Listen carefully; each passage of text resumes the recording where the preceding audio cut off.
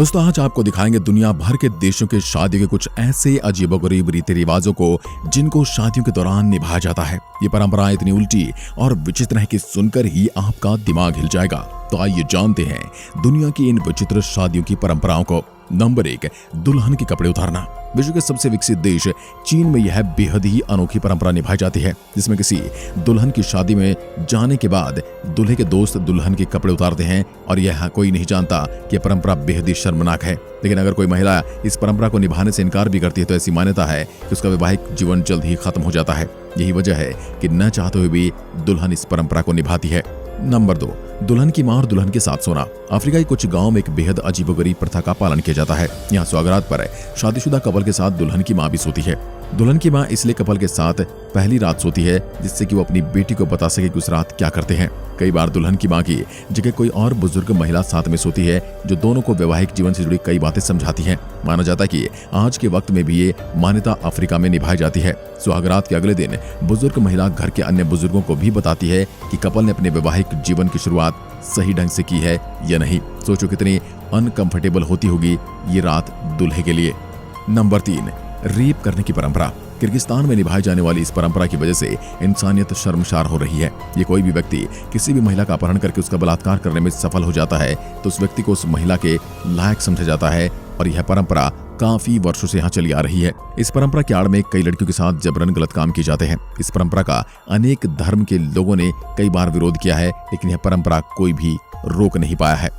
Number 4, जानवरों से शादी। हमारे देश भारत में भी कुछ राज्यों में गांव में महिलाओं की जानवरों से शादी कराने की परंपरा भी बेहद आम बात है। ये परंपरा महिला व पुरुष दोनों पर ही लागू होती है। इसका मूल वजह है महिला या पुरुष के जीवन में मांगलिक दोष का होना। ऐसा कहा जाता है कि मांगलिक दोष वाले व्यक्ति या महिला की शादी पहले किसी जानवर से करा दी जाए तो उसका वैवाहिक जीवन सुख एवं शांति से संपन्न रहता है। नंबर 5, लड़की को शादी से पहले भगाकर ले जाना। टोटोपाड़ा भारत की इकलौती ऐसी प्रजाति है जिसमें एक विवाह को तब तक नहीं माना जाता जब तक कि वह 1 साल तक लड़की को अपने साथ रखकर एक बच्चा प्राप्त न कर ले, वरना इस प्रजाति में ऐसा न करने से शादी को शादी नहीं माना जाता।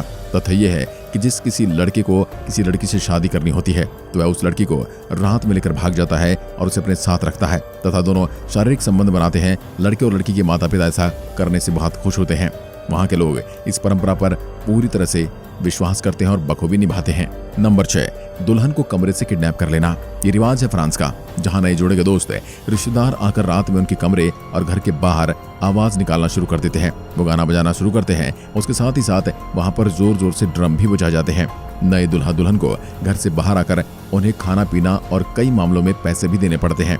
इतना ही नहीं, कई बार तो अगर दुल्हा दुल्हन इन आगंतुकों को इग्नोर करें तो कई बार ये लोग घर में घुसकर दुल्हन को उठाकर ले जाते हैं। अब ये हुई ना अजीब रिवाज। नंबर 7, दुल्हन को गंजा करके थूकना।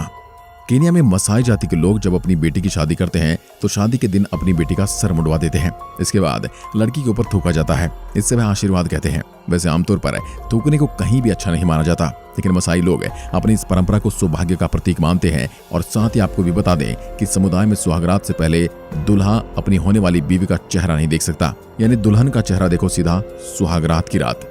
नंबर 8, 3 दिन तक बाथरूम नहीं जा सकते दुल्हा दुल्हन। ये बहुत ही अजीब रिवाज है, लेकिन बोर्ने के टाइडोंग जाति के लोगों का यह रिवाज है।